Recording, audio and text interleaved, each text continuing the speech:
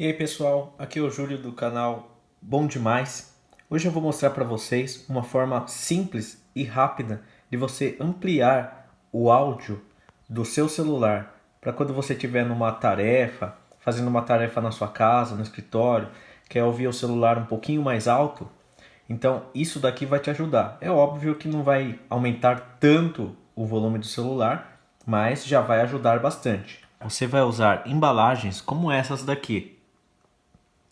Pode ser uma embalagem de geleia, uma de doce de leite, sorvete. Então eu separei aqui 3 embalagens, uma pequena, uma média e uma grande, que é para a gente ter uma noção do quanto que amplia o áudio do celular, tá bom? Se você já tem um celular com áudio que já é muito bom, não precisa usar isso. Mas se o áudio do seu celular não é tão bom, você usa isso daqui e vai ajudar um pouco. Esse celular já tem um áudio muito bom, mas mesmo assim já vai ampliar um pouco quando a gente colocar nos recipientes.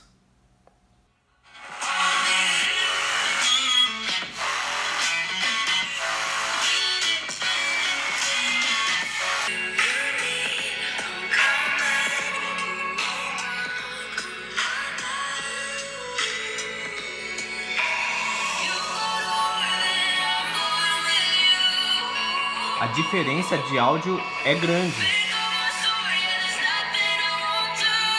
E olha que esse celular já tem um ótimo áudio, hein?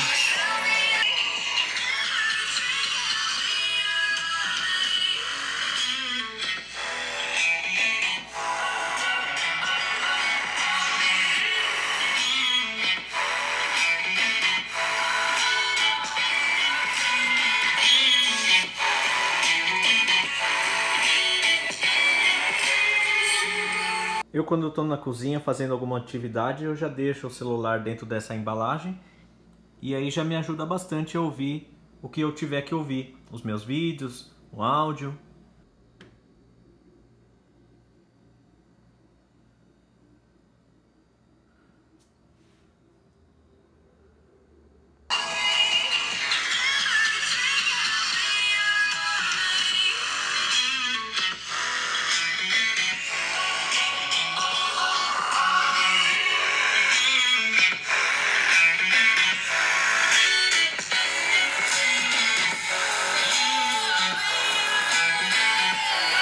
Então aí pessoal, foi uma dica simples de como resolver um problema simples com uma coisa que está na casa de todo mundo e que é fácil de resolver. Se você gostou desse vídeo, deixa um like, se inscreve no canal para me ajudar e a gente se vê nos próximos vídeos.